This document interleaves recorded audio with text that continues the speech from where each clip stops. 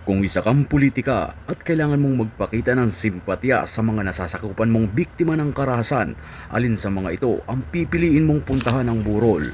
Yung walang kamuwang-muwang na biktima ng karahasan o yung may muwang na pinasok ang magulong mundo ng politika at maraming kaaway sa social media? At syempre, kung matino kang politika, alam mo kung sino ang dapat mong piliin. Ang eksenang inyong nakikita ay kuha mula sa pagdalaw ni Vice President Sara Duterte sa mga batang biktima ng shooting incident na nangyari sa San Jose National High School sa Tacloban City. Bago ko ipakita ang susunod na video, ay obserbahan nyo ang pangalawang pangulo at ang susunod na video kung sino sa kanila ang tunay na nakikiramay.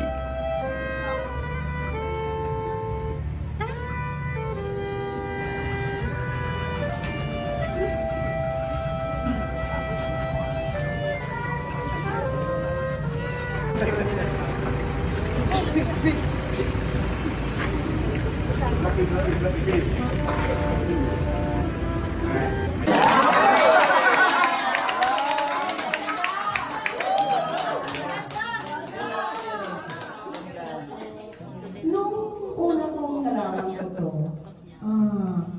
ang una ko po talagang inform ay si Enzo. Hindi ba kayo nagtataka sa pagbisita nila sa burol ng political vlogger na ito, lalo na si Yusek Castro?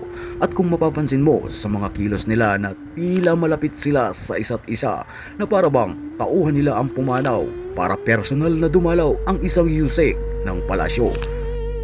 Mayroon tuloy akong naalalang pelikula na napanood ko. Meron silang family business. Ang tatay ang founder at chairman ng company. Ang panganay na anak ang CEO ng company at ang bunso naman ang presidente. Napansin ng chairman na kurap ang panganay kaya plano niya itong palitan bilang CEO at ang ipapalit sa posisyon ay ang bunso na presidente ng company. Siyempre, nalaman ito ng panganay kaya kumuha siya ng attack dog para mag-post sa social media at direktang umatake sa bunso para i-down ito at siraan sa mga tao. Hindi lang isa o dalawa ang kinuha niyang troll, kundi napakadami. Kumbaga gumamit siya ng troll farm at may mga paborito siyang mga attack dog na famous at yun ang inaalagaan niya. Isang araw, nakaisip siya ng matinding eksena. Sukdulang magsakripisyo siya ng isa sa mga alaga niya dahil hindi effective ang mga troll fans niya at mga attack dog. Sa kabila ng paninira sa bunsong kapatid ay parang baliwala lang ito sa mga tao at sa chairman ng company. Kaya ang ginawa niya ay ipinaligpit niya ang isa sa mga famous niyang attack dog sa pag-aakalang makukuha niya ang simpatya ng mga tao at ng chairman ng company. Kumbaga, kill two birds with one stone. Pag namatay ang isa sa mga alaga niyang attack dog na dumedepensa sa kanya at umaatake sa bunso niyang kapatid, iisipin ng mga tao at ng chairman na pinaligpit ni bunso ang taong umaatake sa kanya at nagtatanggol sa kanyang kuya. At lalabas na masama siyang tao at hindi siya karapat-dapat na pumalit bilang CEO. Noong una, gumagana na sana ang plano ng panganay. Nagduda na ang mga empleyado ng buong company sa bunsong kapatid. Pati si chairman ay naghinala na rin.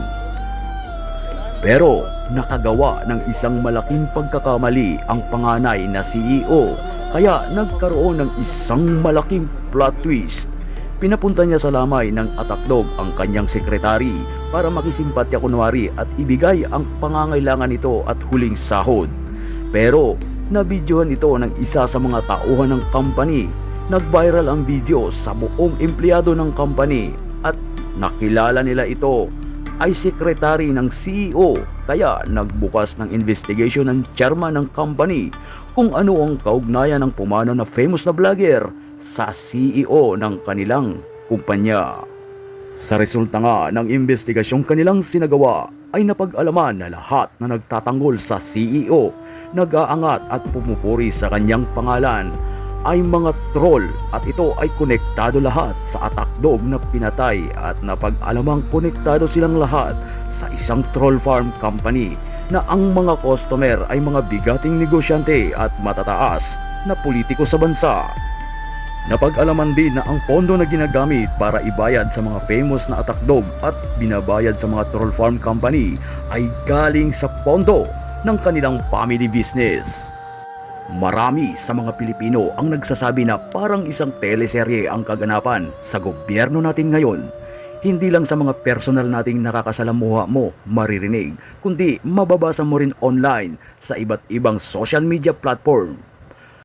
Ang isa sa malaking palaisipan ko dito, bakit dinagsa ng mga buhaya ang burol ng political vlogger na ito? Dahil ba tagapagtanggol nila ito? Maiksi lang ang video na ito pero inabot ako ng 3 araw dahil inisa-isa ko at ni-research ko ang mga buhaya na ito kung sila ba ay dumalaw sa mga totoong biktima ng karumal-dumal na karahasan. Dadula in Action TV here. Hanggang sa muli at ingat kayong lagi. Peace out!